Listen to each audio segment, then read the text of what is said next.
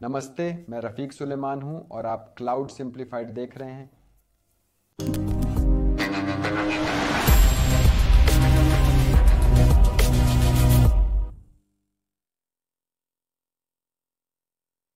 सभी को नमस्कार और क्लाउड प्रैक्टिशनर एक्सप्रेस के एक और पाठ में आपका स्वागत है। और इस पाठ में हम क्लाउड कंप्यूटिंग के लाभों के बारे में जानेंगे। और यदि आपको याद हो तो मैंने क्लाउड कंप्यूटिंग के क्या लाभ हैं इसके बारे में एक पिछला विस्तृत वीडियो रिकॉर्ड किया है और मैं इसकी अत्यधिक अनुशंसा करता हूं। आपने ये वीडियो नहीं देखा है तो कृपया रोकें, मैं यहाँ लिंक डालने जा रहा हूँ। जाएं और वीडियो देखें और फिर आएं और इसे फिर से शुरू करें, क्योंकि दूसरे वीडियो में मैंने और भी बहुत कुछ विवरण डाला है। लेकिन अगर मैं संक्षेप में बताना चाहता हूं तो फिर से क्लाउड कंप्यूटिंग के क्या लाभ हैं। पहला लाभ, और आमतौर पर संगठन के लिए यह सबसे आकर्षक लाभ, लागत बचत है। इसलिए संगठन क्लाउड को अपनाने के बारे में सोचकर शुरुआत करते हैं, क्योंकि वे लागत बचत करना चाहते हैं। और यदि आपको याद हो तो हम लागत बचत कैसे प्राप्त कर सकते हैं, क्योंकि ऑन प्रीमाइसेस मुझे इसकी आवश्यकता है किराया, या मुझे इस भौतिक निकटता को ऑन प्रीमाइसेस पर खरीदने की आवश्यकता है। मुझे क्लाउड पर पीक के अनुसार आकार की आवश्यकता है। मैं पीक के अनुसार आकार नहीं देता हूं, मैं ऑन प्रीमाइस पर औसत के अनुसार आकार देता हूं। मुझे इसके लिए भारी मात्रा में धन का भुगतान करने की आवश्यकता है। मेरे संसाधनों और मेरे बुनियादी ढांचे के तापमान को बनाए रखने में सक्षम होने के लिए संसाधनों और बिजली और एयर कंडीशनिंग पर भी, चाहे बादल हो, मुझे इसकी कोई आवश्यकता नहीं है। इसलिए क्लाउड पर मैं बस अपने अनुप्रयोगों पर ध्यान केंद्रित कर सकता हूं। मुझे डेटा सेंटर के बारे में सोचने की आवश्यकता नहीं है। मुझे किसी भी हार्डवेयर के बारे में सोचने की आवश्यकता नहीं है। मैं बस नवाचार पर ध्यान केंद्रित कर सकता हूं। और मैं ध्यान केंद्रित कर सकता हूं मैं अपने ग्राहक अनुभव को कैसे बेहतर बना सकता हूं। और फिर दूसरा लाभ यह है कि अगर आपको ऑन प्रीमाइसेस याद है तो मैं भुगतान कैसे करूं। मैं कैपेक्स तरीके से भुगतान करता था। और कैपेक्स तरीके का मतलब है कि कभी कभी मुझे खर्च करने की ज़रूरत होती है, या मुझे अग्रिम भारी निवेश में भुगतान करने की ज़रूरत होती है। और यदि आप लेन देन कर रहे हैं बड़े डेटा सेंटर के साथ, ये मल्टी मिलियन डॉलर में अग्रिम भुगतान किया जा सकता है बनाम क्लाउड में। यदि आपको मेरे भुगतान करने का तरीका याद है तो हम इसे परिवर्तनीय व्यय और परिवर्तनीय व्यय कहते हैं, क्योंकि यह पूरी तरह से आपके उपयोग पर निर्भर करता है। यह पूरी तरह से आपके उपभोग पर निर्भर करता है। यह उपभोग पर आधारित है। मॉडल इसलिए आप जो भी उपभोग करते हैं आप उसके लिए भुगतान करते हैं, और यदि आप उपभोग नहीं करते हैं तो आप उसके लिए भुगतान नहीं करते हैं। और यह दूसरा लाभ है कि मैं भुगतान कैसे करूं।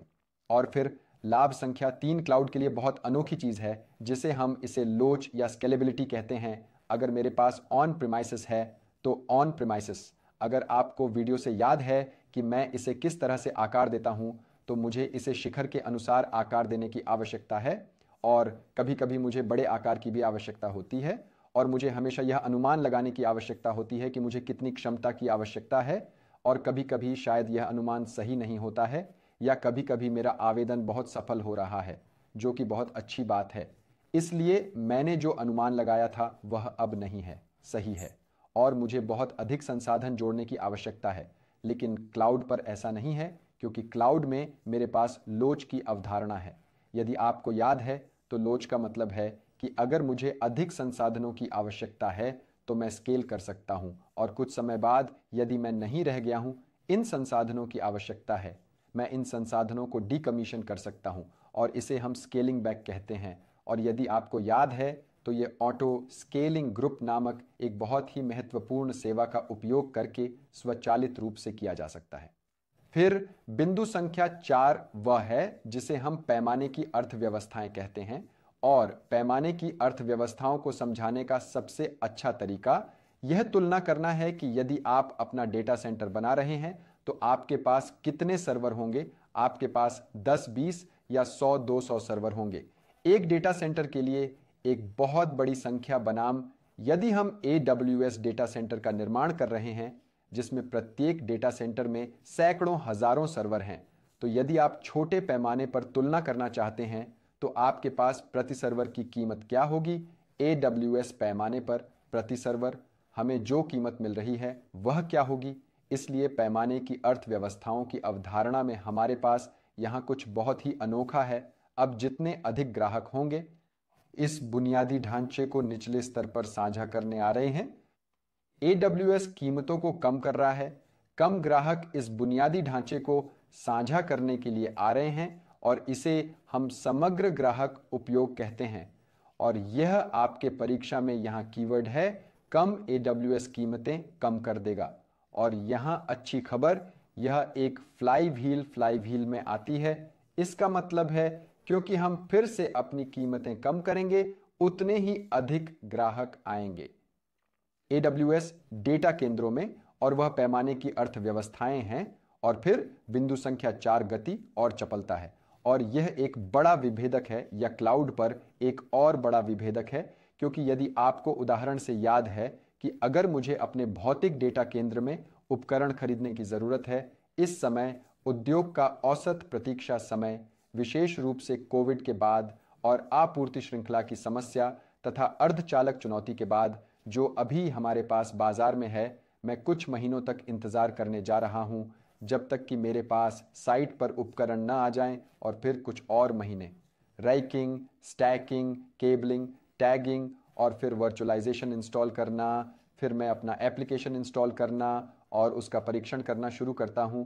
लेकिन क्लाउड में क्लाउड के बारे में क्या कहना है, ये सचमुच कुछ मिनटों का है और मैं बाद में कुछ व्यावहारिक काम करूंगा और मैं करूंगा, आपको दिखा रहा हूं कि कैसे आप क्लाउड पर कुछ ही मिनटों में सर्वर को चालू और चालू कर सकते हैं। और तब यहां अंतिम लाभ वह है जिसे हम मिनटों में वैश्विक होना कहते हैं। और आइए इस उदाहरण को लें। कल्पना करें कि आपके पास अपने ग्राहकों की सेवा करने वाला कहीं डेटा सेंटर है और फिर बाद में आप इसे खोलना चाहते हैं, या आपका एप्लीकेशन बहुत सफल रहा है और आप चाहते हैं शायद एक अलग महाद्वीप में एक और भौतिक डेटा केंद्र खोलने के लिए। फिर आपको किन चुनौतियों से गुजरना होगा, आकार क्या होगा, इसलिए आपको एक और आकार देने की आवश्यकता है और फिर आपको उपकरण के साइट पर आने की प्रतीक्षा करनी होगी।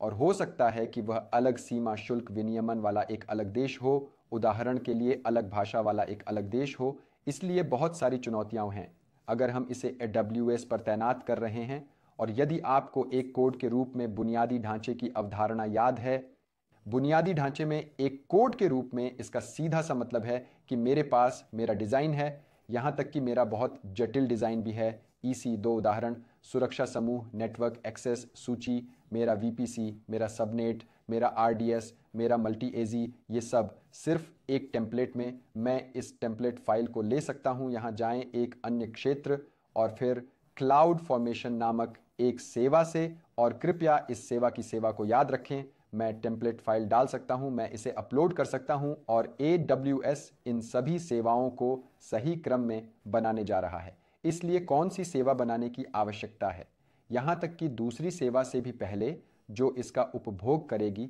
और वह है मिनटों में वैश्विक होने की अवधारणा। और इसके साथ ही हम इस पाठ के अंत पर आते हैं। देखने के लिए आपका बहुत बहुत धन्यवाद।